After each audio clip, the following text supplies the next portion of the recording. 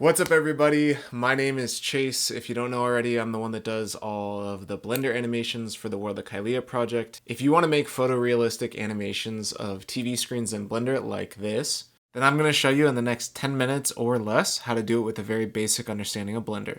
Let's get right into the video. This video is going to be broken up into 3 parts. The first is modeling, the second is vector video creation, and the third is going to be the animation itself and texturing. If you want to follow along, these will all be bookmarked down below, or there should be the little timecode thing so you can follow along.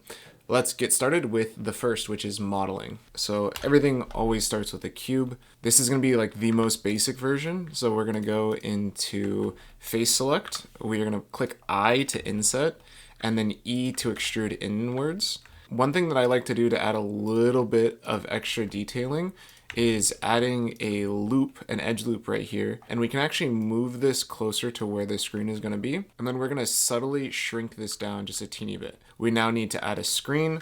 We're going to rotate this so that it's in the correct orientation. So for me, it's going to be RX 90 and then RZ 90, or just RY 90 also works. We're going to move this into position. If you want like a flat LCD panel, then you can leave it here. So looking at this scene, this is kind of what I'm working with. So this is kind of like a sci-fi spaceship. In order for this whole effect to work, you're going to want to make sure you are in the Cycles render engine within Blender and not in Eevee. The modeling is done technically here. Again, you can add details wherever you want, but for TV screens, the modeling is pretty basic. And now we're going to hop into Photoshop and Premiere, or whatever programs you use for photo and video editing in order to create an animated TV image. These are what vector files are. Essentially for sci-fi stuff, you're going to be using a lot of things like this. They're just random shapes and symbols. They could give you an idea of technology and how it would work. It really doesn't matter exactly what you use, so I'm just going to pull some of these assets and start throwing them together. Once you find vectors you like, basically you're just going to drop them into Photoshop or, again, whatever editing program you're using. So in this, what we're going to do is just kind of space out some sci-fi design elements. Maybe I'm just going to have this be some sort of like monitoring, screen or whatnot. So we're going to put this over here. If you want to thicken up any of the lines or edit the vectors, I'm going to just thicken them all up a little bit. So I'm going to put them all into a group in Photoshop and then go to blending options. And then once I'm in blending options, I'm going to click stroke. And this is just going to allow me to thicken up some of these lines so that they read a little bit easier for my purposes. You don't want to go too crazy, but I'm going to do something like maybe 4 pixels. I think this is pretty much good. I do think that there could be something here, again, that is a text situation.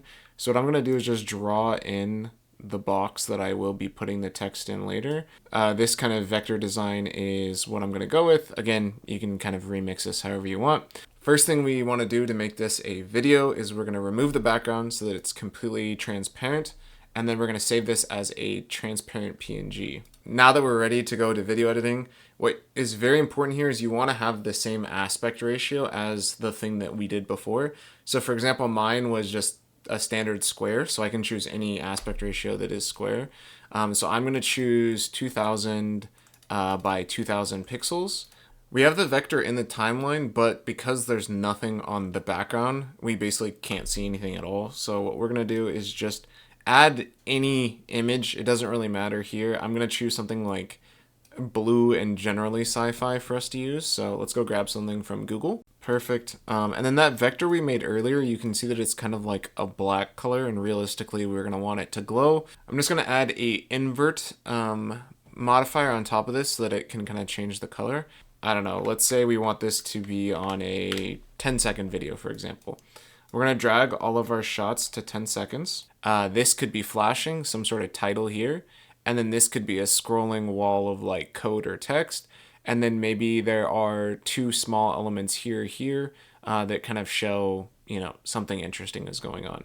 In my project, people don't speak English, so I'm going to have what's called Zinyaran, which is like the native language on Kailia on the screen itself. However, you would obviously just replace this with whatever language you're speaking as the text elements. Now that we have the text on the video, let's animate it. I'm basically just going to shorten the cross dissolve sections like this, and then reduce the time, let's say to about this long. Let's see how this looks. So fades in, fades out, and then we're going to add another one here.